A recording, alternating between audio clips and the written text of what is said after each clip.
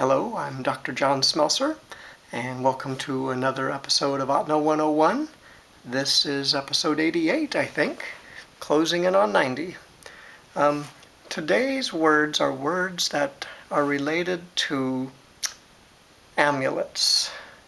In the old days, when I say the old days, this is pretty far back. I mean, there are very few elders that even knew much about this. And I mean elders who are 100 years old barely knew about this.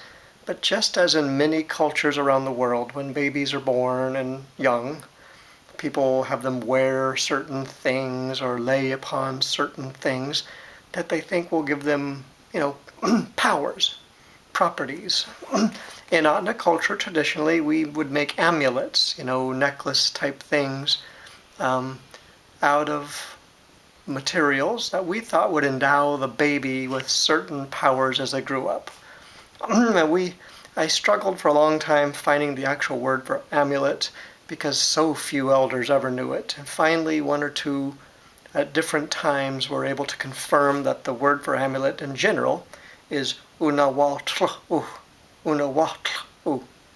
So let's just start off with these. Sometimes they would give a child, a baby, a beaver claw amulet.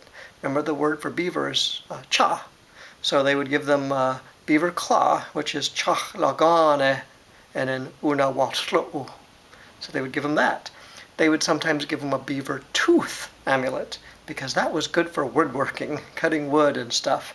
And that's cha wu. So beaver tooth is wu, like wu, my tooth, his tooth. Wu, unawatlu. Sometimes they would give them a ptarmigan foot. Ptarmigan's a bird, kind of like a grouse, turns totally white in the winter. And our word for that is lakbe. So ptarmigan foot was lakbeke unawatlu. A swan, like you think, well, we have tundra swans, big giant white birds that migrate through Alaska and Canada from south. And that's swan's windpipe amulet. So it would be made out of their windpipe, their throat. And that was for good speaking, for being able to be a good speaker. And that is kagos. So that's the word for a swan in general. Kagos zuth. That's their windpipe. Air goes through it. Kagos zuth unawatlu. Back when I said ptarmigan foot amulet, they gave that because it was meant to endow the power of fast walking. Ptarmigan actually moved pretty darn fast on the snow. A moose eye amulet. So you'd actually pop out the eyeball of a moose and turn it into an amulet. It was meant to give you good vision. A moose has to see pretty good to know when something's coming to eat it. So a moose eye amulet is denigi nage. Nage is the word for eye, or sometimes yahnage.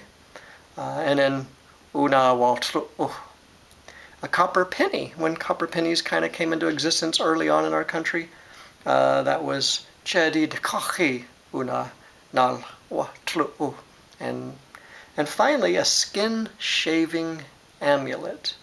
I think it just means a piece of skin, and that was for having skill with skins. Sewing skins, scraping skins, and that's the word for skins is a kazak. So kazak latane. It doesn't actually use the word for amulet. So we don't really do those anymore, and at least for several generations. I mean, my own grandmother didn't seem to recall much of that anymore. So thank you for joining me in this episode.